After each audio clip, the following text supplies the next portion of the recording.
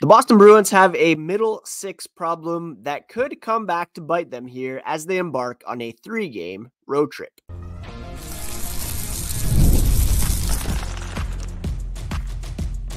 You're Locked On Bruins, your daily podcast on the Boston Bruins, part of the Locked On Podcast Network, your team every day. What is up, Bruins fans, and welcome back to the Locked On Boston Bruins podcast. I'm your host, Ian McLaren, and this is a daily show where we discuss all things Spoke to Be. Today is Wednesday, October 16th. This is my second attempt at recording this as I failed to plug in my microphone earlier. That's just the kind of week it's been here as I continue to battle through this cold. But I want to thank you so much for making Locked On Bruins part of your daily routine, free and available on your favorite podcast app and on YouTube, part of the Locked On Podcast Network, your favorite team every single day. And today's episode is brought to you by Gametime. Next time you are going to buy tickets, download the Gametime app, create an account, and use code LOCKEDONNHL for $20 off your first purchase. Before we get into today's episode, a quick reminder, you can find the podcast on social media at Locked NHL Bruins. You can find me, my hockey thoughts, dad jokes at Ian C. McLaren. Now, the fourth line for the Boston Bruins has been a very pleasant surprise so far this season. There is no denying that. The Bruins have received tremendous contributions from the line of Cole Koepke, Johnny Beecher, and Mark Kastelic to the tune of 13 points combined through the first 4 games of the season. Any team would die for that kind of production from your bottom line, from your fourth line. And the problem is, though, that they're not getting anywhere near that from their supposed second line, which is made up of Brad Marchand, Charlie Coyle, and Morgan Geekie. That line combined has 2 points through the first 4 games. Both assists coming from Marchand, the captain. 0 points for Geekie and Coyle combined, and they are also, if you care about this stat, a -9. And it's not just the plus-minus that we care about. We look at the underlying stats, of course. And while the Bruins have played these 4 games, you look at the on-ice contributions from Geekie and Coyle, they're not tremendously positive. In fact, Morgan Geekie at 5-on-5, he's played 41 minutes and 10 seconds. He's been on the ice for 36 shot attempts generated by the Bruins, 51 against. Coyle, a bit better, 38-4, 42 against. Now, these players are, of course, lining up against much tougher opposition than what we're seeing from Koepke, Kastelic, and Beecher, but when they've been on the ice, they have been making things happen. Cole Koepke has a 58.57 shot attempt differential when he's on the ice. Mark Kastelic, 55.7. John Beecher, 52.94. Matt Poitras, I should add, leads the way with 65.85. And perhaps he's the key here to shaking things up in the middle six. And let's just go ahead and assume here that the Bruins will keep the top line together of Pavel Zacha, Elias Lindholm, and David Pastrnak. That line has been pretty effective to date.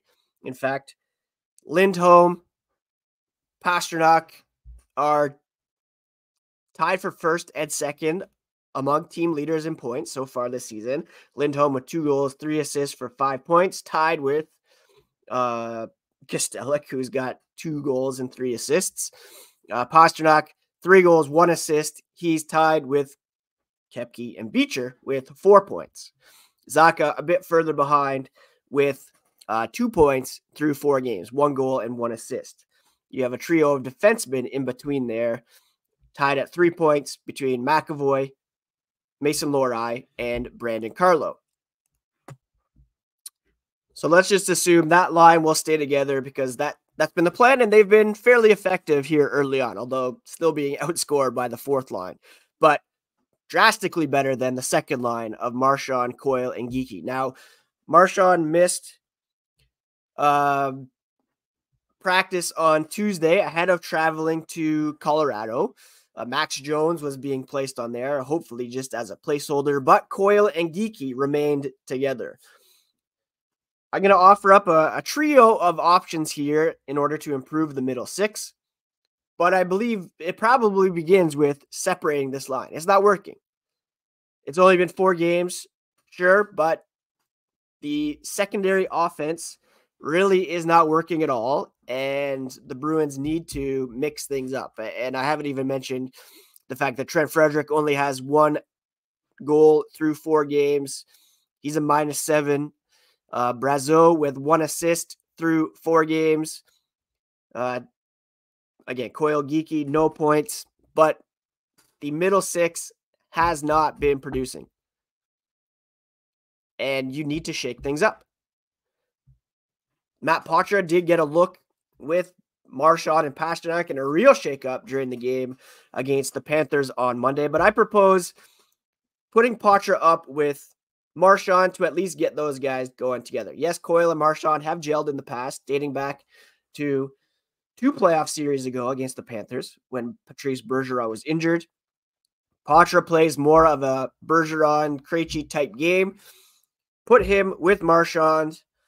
Maybe if you have to keep Geekie there for now, then fine, but then bump Coyle down to play with Trent Frederic, as they have showed some chemistry in the past. And I know Marchand does like and appreciate Geekie's game.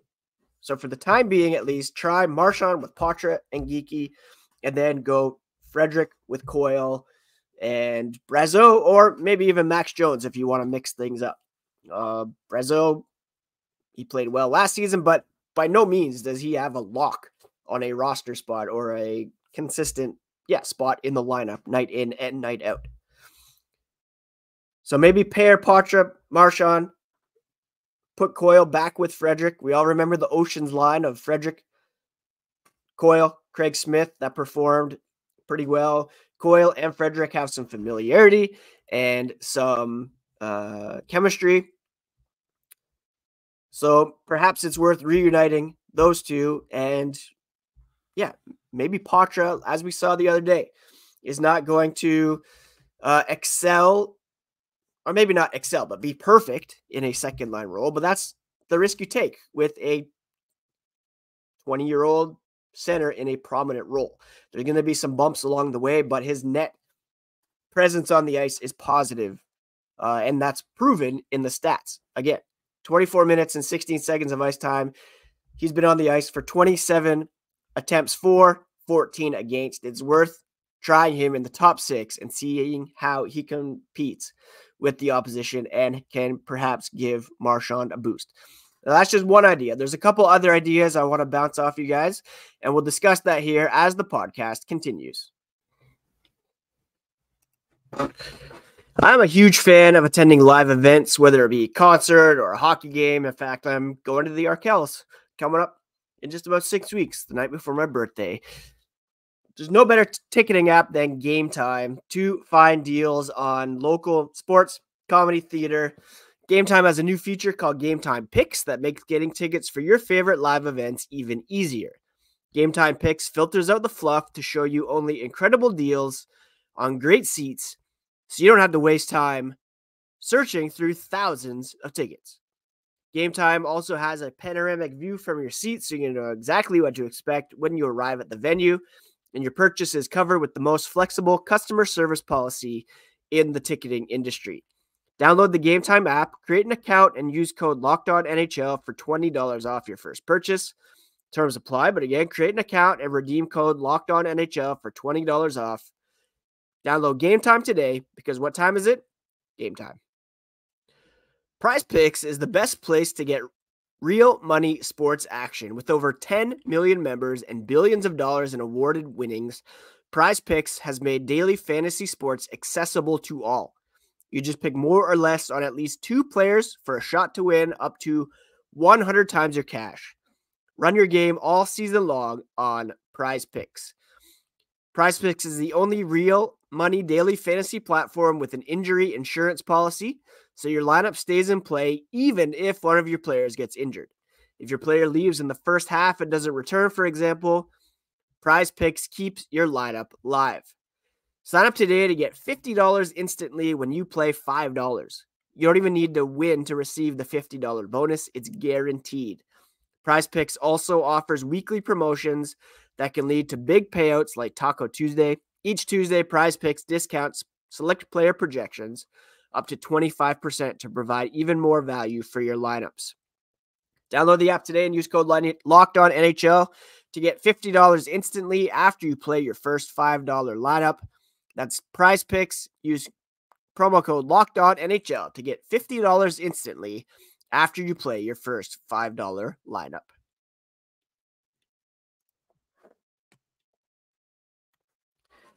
So the Bruins are embarking on a 3-game road trip. In fact, they're already in Colorado. The road trip begins tonight with a game against the Avalanche. And today we're discussing ways to shake up the middle six because it's clearly not working at the moment.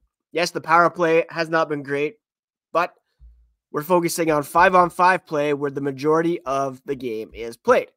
My first suggestion is to bump Matt Poitras up with Brad Marchand and take Charlie Coyle and pair him with Trent Frederick, as that pairing has worked together in the past. But there's still the problem of who plays on the right side. And if you look at the Bruins depth chart, it's woefully thin past David Pastrnak.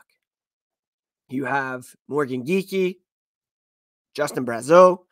Yes, Mark Kastelic has done well there so far, but not really sustainable when it comes to long-term production. So what is there to do? One suggestion is to promote Fabian Lysell. This past offseason, we heard that Lysell and or Jerzy Merkulov would be given a shot to compete for a roster spot. Both were sent back to Providence pretty early in training camp, and although they were recalled, neither really impressed much. But there's still an underlying belief there that if you give a highly touted, offensively skilled player like Lysell a spot alongside a Brad Marchand or a Charlie Coyle, guys who can kind of insulate his defensive deficiencies, that perhaps he could infuse some of that offense into the lineup. Like, look, right now, if you look at the Bruins roster, there's like 4 or 5 guys who should be either extra forwards or depth guys at best. Cole Koepke, Mark Kastelic, Johnny Beecher have been fantastic. Max Jones hasn't really been given an opportunity yet. He was injured in training camp. He did skate in Marchand's absence on the second line yesterday. And then a guy like Riley Tufte as well. These are guys who bring different components to the game, but not huge when it comes to offensive upside. And that's where you could put one of these guys on waivers for the purpose of assignment and recall a Lysell and see what he does on the right side. You've gotten 0 points from Geekie and Coyle, so there's literally no way you can get less production on the second line right now. Yes, you can give up more, but these guys are getting caved in terms of shots and attempts generated while they're on the ice. So it's a real possibility. Now, the one thing that makes the most sense for me is to just sign Tyler Johnson. He's waiting in the wings as a guy who came to training camp on a PTO. And don't forget, he scored 17 goals last season for a Chicago Blackhawks team that was not good at all. And he wasn't feasting off Connor Bedard or benefiting from what limited talent they had in Chicago last year. He was playing with some middle six guys and generated 17 goals, 31 points in 67 games. Yes, he was a minus 35, but Chicago was a bad team, and he was still able to generate some offense. If you're not going to recall Lysell and give him a chance, then, as I proposed the other day on X, waive a guy like Riley Tufte, send him down to Providence. The Bruins have about $440,000 in available cap space. You clear some more by assigning one of these guys, probably Tufte, to Providence, and use that money to sign a guy like Johnson. And then you still have Lysell in the minors, hopefully growing, getting better, and primed for a recall if and when things don't still work out or in the event of injury to a forward. I'm not sure if Tyler Johnson traveled with the Bruins to Colorado. Again, he did practice on Tuesday, but was kind of an extra skater. Again, remains unsigned, but he certainly is a guy who can create some offense for this team. And it's something that they desperately need at the moment, especially in the middle six. Things just are not working, and you cannot count on sustained production from guys like Mark Kastelic, guys like Cole Koepke. As great as those early stories are, and as awesome as has been to see them perform and infuse some energy into the team, you can't count on that kind of production here over the long term. The easiest thing to do right now is to just add the guy that you know is a trusted veteran player who can play multiple positions. You're adding kind of a Swiss Army knife to the forward core, a guy who can play up and down the lineup. He can take faceoffs. He can play the wing. They, again, have very limited cap space, but they would have to either put a guy through waivers. There's 3 guys who are waiver exempt: Mason Lohrei, John Beecher, Matt Poitras. None of those guys are going down to the minors. So you either put Riley Tufte, Max Jones, or perhaps Brazeau on a waiver assignment to Providence in order to free up some space for Johnson. These 3 guys are kind of redundant at the moment on the Bruins roster. You need someone who can inject some scoring. They bring kind of similar attributes. Jones maybe has the most offensive upside. Brazeau, that's why I'm saying send Tufte down and sign Tyler Johnson. That's the easiest and quickest way to try to fix the middle six right now. The task at hand tonight is going up against a Colorado Avalanche team that has really unimpressed out of the gate, and we'll preview that game here as the podcast continues.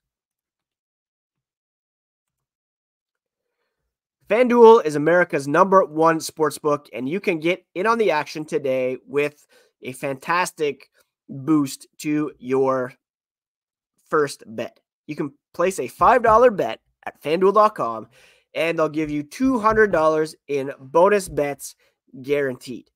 So look at the over-under for tonight's Bruins Avalanche game. You can look at the Avs giving up almost 7 goals per game so far this season. Put $5 down on the over, and you'll get $200 in bonus bets, whether or not that hits or misses. When you get a hunch in the middle of the game, you can check out the latest stats, view live play-by-play, and so much more on the same page where you place your bets. Visit FanDuel.com today to get started with America's #1 sportsbook.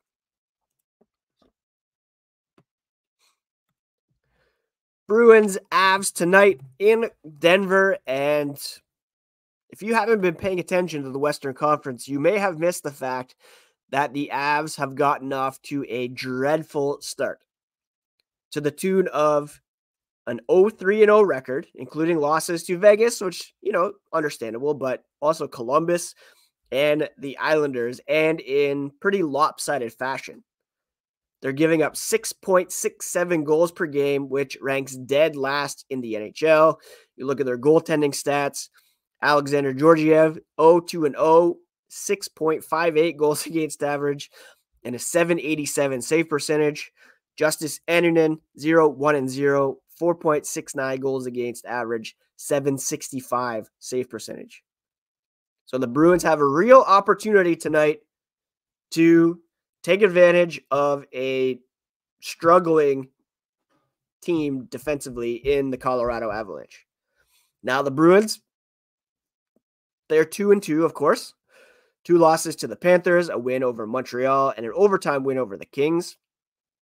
Their goaltending hasn't been a ton better than what we're seeing here.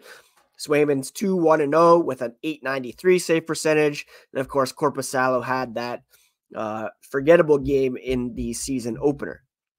When he gets back in action is yet to be determined. The Bruins have 2 days between games here. Colorado tonight, Utah on Saturday, and then Nashville next Tuesday. So plenty of time for Swayman to get some rest, and I would not be shocked if he starts each of these games on the road trip, and Korpisalo only plays in the event that Swayman gets yanked. Of course, still a ton of offensive firepower on the Avs to keep an eye on. Nathan McKinnon leads the way with 5 points, tied with Cale Makar. Mikko Rantanen, always dangerous. But the Avs have just been a real mess so far this season. So this could go one of a couple ways. You look at their underlying numbers and you see that, they have positive shot attempt differential, 5-on-5, positive shot differential. What's really hurting them, of course, is just every puck seems to be going in their own net, and they're always fighting from behind. If the shot trend continues, then they could be difficult to handle. The Bruins let in a couple. This could be like what we saw in Ottawa the other day with that 8-7 game against the Ottawa Senators and the Los Angeles Kings. But that's provided the Bruins can generate some offense, which we've been talking about all podcast. That's been a struggle for this team. Now, one area where the Bruins might be able to succeed where they have not already is on the power play. Colorado ranks 31st on the penalty kill, only a 57.1 success rate. Boston's 6th with a reliable penalty kill, 90.9 success rate. Colorado, however, has a third-ranked 33.3% power play success rate. The Bruins 22nd at 11.1. The Bruins team defense, not overly great either. 3.7 goals per game allowed. That's 25th, but still a heck of a lot better than the Avs, who are at 6.67. Can't understate how easy it has been to score on this team so far this season. The Blue Jackets, the Islanders dropping a lot of goals on a team that many thought would be in the Stanley Cup conversation. They could still very well be, but at the moment, their goaltending is woeful and there for the being able to take advantage of. So we'll see what happens tonight. If the Bruins do indeed mix up the middle six, if they're able to take advantage of the Avs' tough start, or if the Avs bounce back. I saw the stat yesterday on NHL, their X account, and I think since 2005, 2006, there's been 8 teams who have started the season with 0 points through their first 4 games. And only 2 of those have gone on to make the playoffs. So it's not necessarily a must-win for Colorado, but you can bet they're going to want to avoid going down 0-4-0 to start the season. 0 points in their first 4 games. Not that it's season over by any means, but it's a very tough road to climb, especially in today's NHL with the 3-point game. So this should be a more desperate team. The Bruins need to come out, play smart, disciplined, get the puck on net from anywhere, because whoever's in net for Colorado is extremely leaky, and hopefully start this road trip off on a positive. Road trips can often galvanize the teams, bring them together, get some new faces acclimated with one another, and just really, build that team bonding that's so essential for success, whether we believe it or not, in today's NHL. That's today's episode, my friends. Thank you so much for taking the time to listen. I really appreciate it. And please do check out the Locked On Fantasy Hockey Podcast next. Steal and Flip, bringing you all the tips you need to get an edge over the competition. They're part of the Locked On Podcast Network, as is Locked On Boston Bruins, and we bring you your favorite teams every single day. Please do take care of yourselves, take care of each other. We'll be back tomorrow to bring you all the storylines, stats, and signals you need to know from tonight's game against Colorado. Take care, friends.